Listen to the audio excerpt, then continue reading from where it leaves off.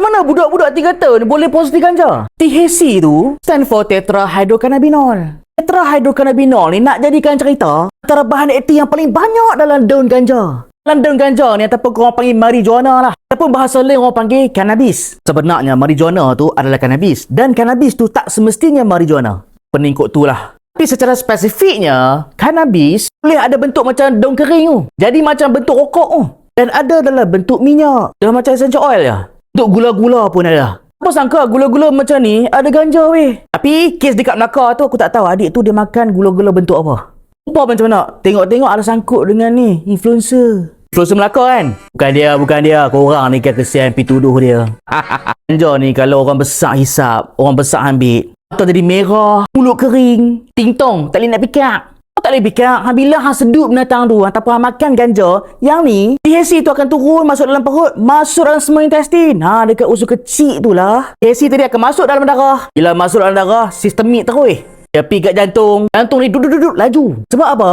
THC meningkatkan sympathetic effects. Sympathetic nervous system ni ataupun efek ni menyebabkan badan hang macam ready untuk fight. Gubar jantung dia laju, naik norepinephrine, adrenaline. Sebab apa ni? Bila hang sedut ataupun hisap ganja, yelah, dia menyebabkan salur darah hang jadi kembang. Secara tidak langsung, blood pressure hang akan drop secara tiba-tiba. Bila blood pressure rendah secara tiba-tiba, menyebabkan jantung hang degup lagi laju. Itulah ada kes yang ada heart attack, dia ambil ganja, siap, hang kena second heart attack. Walaupun hang kojar terus masuk dalam lubang kubur, marah buka. Pasal tak lepas hang terkena ni, nafsu hang jadi macam nafsu kuda. Makan macam tak ingat dunia, macam esok nak kemat. Of course lah, THC ni dia ubah dera rasa hang ni kat lidah ya. Menyebabkan hang rasa makanan tu nikmat. Lepas tu THC pergi kat otak hang, jadi ikut pengenalan darah.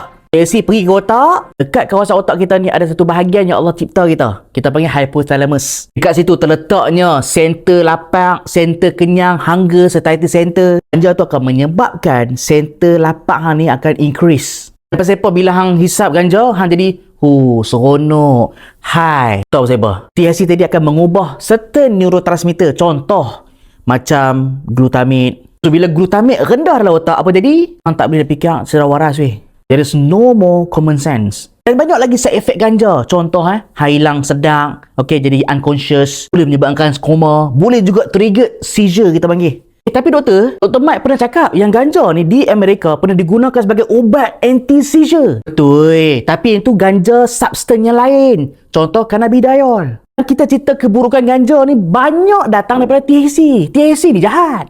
Cannabidiol ataupun CBD lah. Ada juga kebaikan untuk kesihatan badan manusia. Contoh macam Parkinson lah, contoh macam seizure lah. Tapi dia perlu dos dalam klinikal. Bukan beli bawah jabatan. Kena faham Ni kes budak-budak. Macam mana dia boleh dapat gula-gula ada THC ni? Budak-budak kalau makan ganja apa jadi? Terutamanya THC. Kalau tak sawan, terus koma. No, dia dapat coklat yang ada ganja tu noh. Kita baca data, antara drug abuse yang banyak menyebabkan orang pergi emergency, hanya data ni apa dia? Paling rendah, heroin. Paling tinggi, ni apa dia? Kokain. Yang kedua, ganja, marijuana. Sakit adik ni, berlaku 16 April tau. Yang tak salah aku, mak dia yang jumpai anak dia dalam keadaan tak sedap lepas dia makan coklat tu. Macam mana doktor tahu coklat tu ada ganja? Yes, buat test lah weh. Buat test. Kejut dalam gula-gula memang ada ganja. Ni contoh. Masuk berita kan? So hati-hati, beli coklat dekat media sosial. Kes ni selamat mak pak dia bawa anak tu pergi hospital cepat. Kalau tak, aku risau jadi toxicity menyebabkan organ fail. Lagi teruk complication.